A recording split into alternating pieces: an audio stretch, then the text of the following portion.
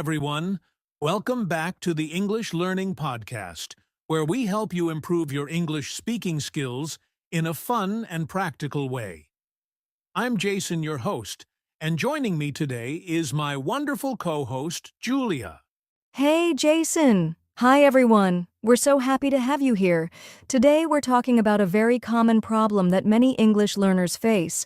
They can understand English, but they can't speak fluently. Does this sound like you? Yes, a lot of learners can watch movies, listen to podcasts, and even read books in English. But when it comes to speaking, they freeze.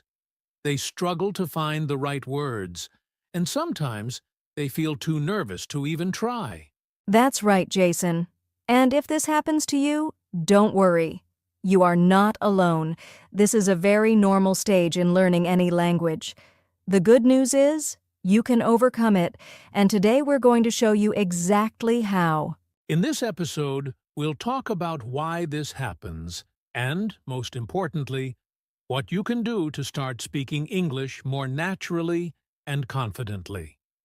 We'll also share practical techniques that you can start using today. By the end of this episode, you'll know how to break through the fear of speaking and finally start using English in real conversations. So, are you ready? Let's get started. So, Julia, let's get into it. Why do so many people understand English well but struggle to speak? That's a great question, Jason. There are actually several reasons why this happens. The first and biggest reason is fear of making mistakes. Many learners worry about saying the wrong thing or using incorrect grammar, so they just stay quiet. Yes, and I totally understand that fear. But here's the truth. Mistakes are part of learning. No one speaks perfectly in the beginning. Even native speakers make mistakes. Exactly. And the second reason is lack of speaking practice. A lot of learners spend most of their time listening and reading, which are great for understanding English, but they don't actually practice speaking. Right. It's like learning to swim just by watching videos but never getting into the water. You won't really improve until you start speaking. That's a perfect example. Another big problem is overthinking grammar. Many learners try to make every sentence perfect in their head before they speak, but by the time they're ready, the conversation has already moved on. That's so true. Instead of focusing too much on grammar, it's better to just speak naturally and correct mistakes later. What's another reason people struggle to speak? Well, another reason is that many learners don't have an English-speaking environment. They might live in a country where people don't speak English, so they don't get daily practice. Yes, that's a big challenge. But the good news is, you don't need to live in an English-speaking country to improve your speaking. There are ways to create your own practice environment, which we'll talk about later in this episode. That's right. So, to summarize, people struggle to speak English because of fear of mistakes, lack of practice overthinking grammar, and not having an English-speaking environment. But don't worry, we're going to help you overcome all of these problems. Absolutely! And first, let's talk about one of the biggest barriers, the fear of making mistakes. How can we overcome this fear? Let's discuss that next. All right. Now let's talk about one of the biggest reasons why people don't speak, the fear of making mistakes. Julia, why do you think so many learners feel this way? That's a great question, Jason. I think the main reason is that many learners are afraid of being judged. They worry that people will laugh at them or think they're not smart if they say something wrong. Yes, and that fear can be really strong. I've met many English learners who say, I don't want to speak because my grammar isn't perfect, or I might pronounce something wrong. But honestly, no one expects you to be perfect. Exactly. Think about how kids learn to speak. They make tons of mistakes, but no one laughs at them. Instead, they keep trying, and that's how they get better. It's the same for English learners. That's such a good point. And actually, many native speakers don't even notice small grammar mistakes They just focus on understanding what you mean. Yes, but I get it. Fear can still be hard to overcome, so one great way to reduce fear is to change your mindset. Instead of thinking, I might make a mistake, think, every mistake helps me learn. I love that. And here's another tip: start small. If you feel nervous about speaking, don't start with long conversations. Just try saying 1 or 2 sentences at a time. That's a great idea. You can also practice speaking alone first. Stand in front of a mirror and talk about your day in English. No one is listening, so there's no pressure. Yes. And another fun technique is recording yourself. Speak about a simple topic, listen to your recording, and try again. You'll see improvement over time, and that will boost your confidence. That's such a useful tip, Jason. And most importantly, be kind to yourself. No one learns a language overnight. The key is to keep speaking, keep making mistakes, and keep learning. Absolutely! The more mistakes you make, the faster you improve. So instead of being afraid, embrace your mistakes. Now, let's move on to another big reason why people struggle to speak: the difference between passive learning and active learning. So, we've talked about the fear of making mistakes. Now, let's discuss another reason why many learners struggle to speak: the difference between passive learning and active speaking. Julia, what do we mean by that? Great question. Jason, passive learning is when you're just receiving information. For example, watching English videos, listening to podcasts, or reading books. These activities help you understand English, but they don't help you speak. Right. And on the other hand, active speaking means actually using English, practicing speaking, having conversations, and forming sentences in real time. That's the only way to improve fluency. Exactly. The problem is that many learners spend 90% of their time on passive learning and almost no time on active speaking. So they understand English but can't speak fluently. Yes, it's like learning to play guitar by only watching videos. You might know how to play, but until you actually pick up the guitar and practice, you won't be able to do it. That's a great example, Jason, and I totally get it. Passive learning feels comfortable. There's no pressure, no mistakes. But if you want to speak English fluently, you have to get out of your comfort zone and start speaking. Absolutely. And here's something interesting.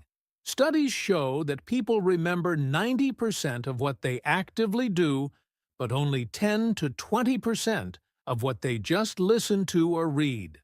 So, if you're only watching and listening, you're missing out on real improvement. Wow, that's so important to know. But Jason, what are some practical ways learners can move from passive learning to active speaking? Great question. One simple method is shadowing. Listen to a sentence from a podcast or video and repeat it immediately. This helps with pronunciation and fluency. That's a great tip. Another idea is thinking in English. Instead of translating in your head, try describing what you're doing in English throughout the day. I love that. And one more. Speak out loud every day, even if you're alone. Talk about your day, describe what you see, or even have a fake conversation with yourself. Yes, the key is to train your brain to speak, not just listen. The more you practice actively, the faster your speaking skills will improve. Exactly. So, now that we understand the difference between passive learning and active speaking, let's move on to another important topic: how to train your brain to think in English. So we've talked about the importance of active speaking. Now, let's discuss something just as important: the role of environment in speaking English. Julia, how does the environment affect language learning? That's a great question, Jason. Your environment plays a huge role in how fast you improve. If you're surrounded by English speakers, you naturally hear and use English every day. But if you live in a place where no one speaks English, it's much harder to practice. That's so true. Many learners tell me, I don't have anyone to practice with. And I understand that. It's difficult when English isn't spoken in your daily life. Exactly. But the good news is, you don't need to live in an English-speaking country to create an English-rich environment. Yes, there are so many ways to bring English into your daily life. Julia, what are some simple things learners can do? One of the best things you can do is change your phone and social media language to English. This forces you to see and read English every day. That's a great idea. Another one is listening to English music, podcasts, and audiobooks while doing daily activities like cooking, walking, or driving. Yes, and here's a fun tip. Talk to yourself in English. You don't need a partner. Just describe what you're doing out loud or even have imaginary conversations. I love that. And if you want real interaction, you can join online English communities, language exchange apps, or even find a speaking partner on social media. Exactly. The key is to surround yourself with English as much as possible. Even if you're not in an English-speaking country, you can still create an English-speaking environment. That's so true. So, now that we know how to build the right environment, let's talk about something even more important: how to turn speaking practice into a daily habit.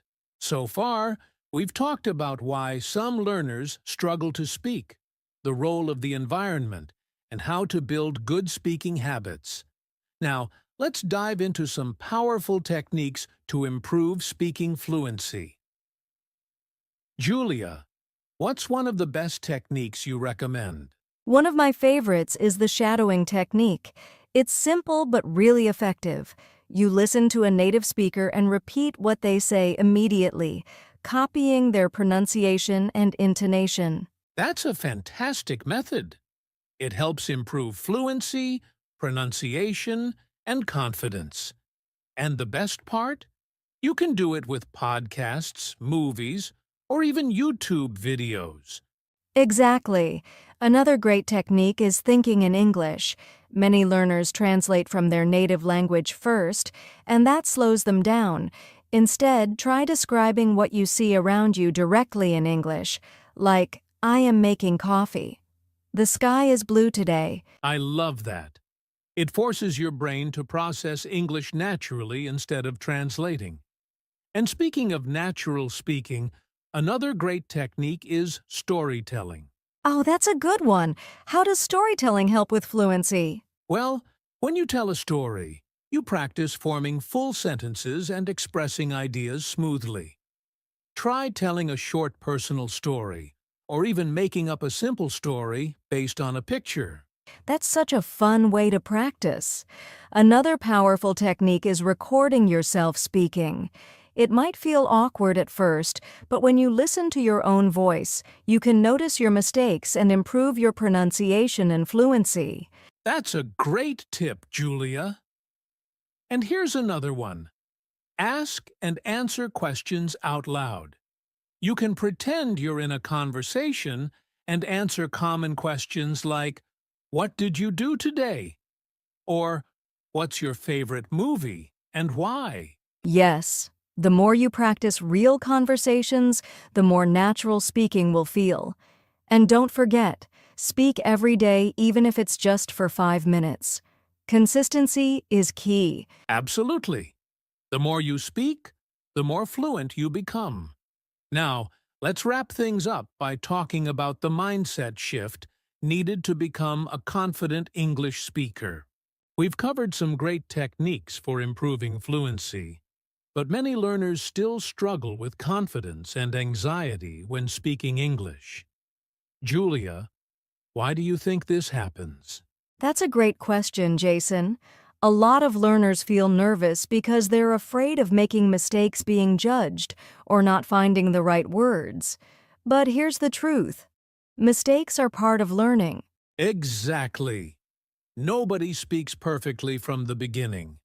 Even native speakers make mistakes, But if you let fear stop you, you'll never improve. The key is to change your mindset. Right? Instead of thinking, what if I make a mistake? Try thinking, every mistake is a step toward fluency. I love that. And one of the best ways to build confidence is to start small. You don't need to have a full conversation right away. Just say a few sentences to yourself or practice with a friend. Yes, and here's a simple but powerful trick. Slow down when you speak. Many learners think they have to speak fast to sound fluent, but fluency isn't about speed. It's about clarity. That's so true. And another great tip is positive self-talk. Instead of saying, "My English is bad," say, "I'm improving every day." Your mindset affects your confidence. Exactly. And don't forget, expose yourself to English conversations as much as possible. The more you listen and speak, the more comfortable you'll feel. Absolutely. Confidence comes from action. The more you practice, the less anxious you'll feel. So, now let's wrap up with our final thoughts on overcoming the understand but can't speak problem. So, we've covered a lot today. We talked about why many learners understand English but can't speak, the psychological barriers, the difference between passive and active learning, and techniques to improve fluency and confidence. Julia, what's the biggest takeaway for our listeners? The biggest takeaway is this: speaking English is a skill, not just knowledge.